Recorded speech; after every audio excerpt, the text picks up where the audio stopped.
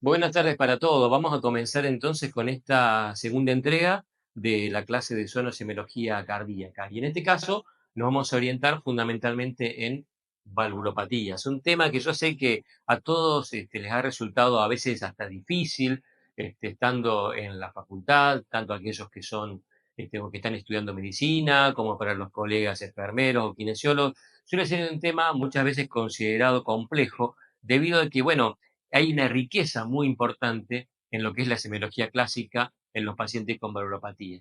Sin embargo, vamos a ver que a medida que va avanzando, digamos, esta nueva clase que vamos a tener hoy, vamos a ir entendiendo un poco más fácilmente aquellos hallazgos, tanto de la inspección, de la palpación e inclusive de la ocultación con la ayuda de la insonación del corazón.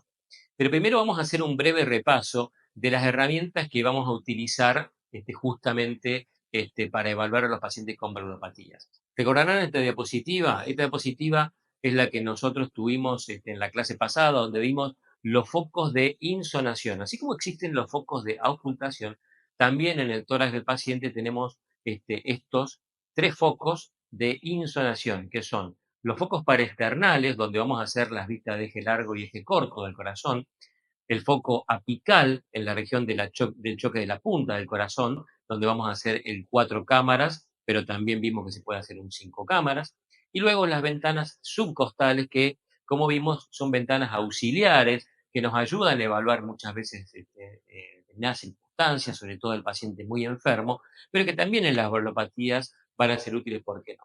Entonces, ustedes recordarán que cuando teníamos esta diapositiva de las ventanas ecocardiográficas, decíamos, bueno, para obtener una ventana de eje largo para externar, ¿cómo colocábamos el transductor? Bueno, lo colocábamos alrededor del segundo espacio intercostal en el borde paraesternal izquierdo, y la marquita del transductor iba dirigida hacia el hombro, ¿sí?, derecho del paciente. De esa manera, con el transductor horizontal, pero bien perpendicular al tórax, y vamos a obtener la vista de eje largo para externar. Una vista muy importante y que vamos a ver que la vamos a utilizar muchísimo en lo que es la valoración de las valvulopatías, sobre todo aórticas y mitrales, que son las dos válvulas que fundamentalmente estamos viendo, como ustedes ven acá en la diapositiva, en la vista de eje largo para externar. Y después vamos a hacer también las vistas apicales. Las vistas apicales, el transductor se coloca en la región del choque de la punta. Cuando yo palpo el choque de la punta, en esa región voy a aplicar el transductor con la marquita hacia la cama del paciente. Idealmente el paciente tiene que estar en el decúbito lateral izquierdo, el decúbito del pachón, que comentáramos en la clase anterior. Y de esa manera nosotros vamos a generar esta imagen de 4 cámaras apicales, donde teníamos siempre a la derecha de la pantalla las cabezas izquierdas y a la izquierda de la pantalla las cabezas derechas. Arriba los ventrículos y abajo las aurículas. De forma tal de que va a ser una vista excepcional para poder valorar patología de la válvula mitral y de la válvula tricúspide. Y si bajamos un poquito la cola del transductor, aparecía esta otra vista, que es la vista apical de 5 cámaras. Una vista que no está en la pretensión inicial de aprenderla, pero que van a ver que surge espontáneamente a veces cuando uno intenta hacer el 4 cámaras, y esta vista de 5 cámaras apical nos permite evaluar muy bien, vamos a ver con qué herramientas después, la válvula aórtica. Entonces la válvula aórtica la vamos a poder ver bien en la vista de eje largo para external y también en esta vista, ¿sí?, de 5 cámaras apicales. Bueno, habiendo de alguna manera resumido un poco los focos de insonación del corazón, nos va a quedar después la vista subcostal, que en algunos casos puede llegar a ser muy útil, pero fundamentalmente entonces recordar cómo se hace una vista de eje largo para external y una vista de 5 cámaras y 4 cámaras apicales. Bueno, además habíamos comentado que el Doppler color era una herramienta muy, pero muy útil para valorar las valvulopatías. ¿Por qué? Porque en el Doppler color nosotros tenemos un registro, de alguna manera visual, de la velocidad y la dirección de la sangre. ¿Por qué digo de la velocidad? Porque tenemos una escala en la imagen, que ustedes la están viendo, que es el índice de Nyquist, que nos dice que si la velocidad de la sangre está en un rango fisiológico normal, entre 60, 70 centímetros por segundo, se va a codificar de color rojo todo lo que se acerca al transductor y de color azul todo lo que se aleja.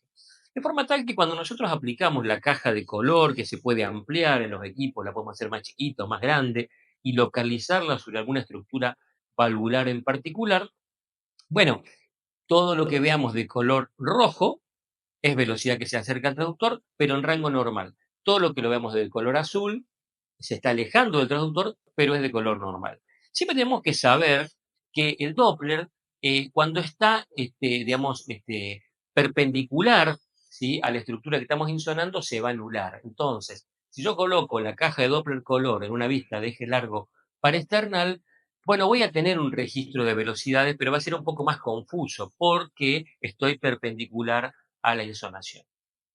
Es mucho más útil cuando estoy paralelo al flujo de la sangre. Eso se consigue más fácilmente en las vistas apicales, donde yo estoy insonando con Doppler color bien paralelo al flujo de la sangre, ¿sí? Entonces ahí es bastante más sencillo de entenderlo y más útil también. Entonces dijimos, si está en rojo o en azul, está dentro de la escala de velocidades normales. Pero ¿qué pasa si hay flujo turbulento? Porque cada vez que la sangre pasa, digamos, con un paciente con valvulopatía, una estenosis aórtica, un paciente con insuficiencia mitral, que vamos a ver muchos casos.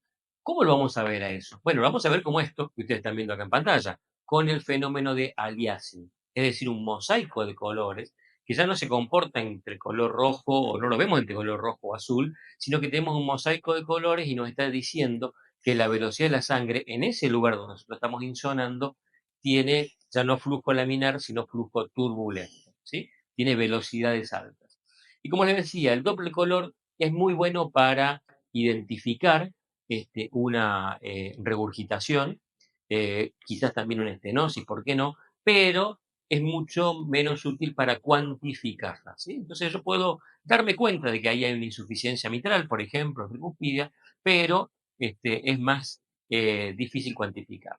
Por supuesto que esto jamás debemos olvidarlo, que lo tenemos que hacer después de haber auscultado al paciente. Por lo tanto, si yo ausculto un soplo o lo sistólico que se dirige hacia la axila y ya estoy firmemente sospechando que se trata de una insuficiencia mitral, ¿sí? O tengo un clic y luego el soplo, y estoy sospechando un prolapso mitral, en ese caso, la insonación y digamos, cuando apliquemos Doppler color va a estar, digamos, dirigido a confirmar, ¿sí?, el hallazgo que nosotros estamos sospechando desde el examen semiológico tradicional. Entonces, nuestro quinto pilar del examen físico nos sirve para confirmar lo que nosotros sospechamos ya desde la anamnesis y luego desde la, en muchos casos, palpación y auscultación, por supuesto. Así que bueno, recordar estas herramientas, recordar las vistas pareternales, las vistas apicales de 4 y 5 cámaras, la aplicación y las limitaciones del Doppler color. El Doppler color es una herramienta que es muy sensible al incremento de la ganancia.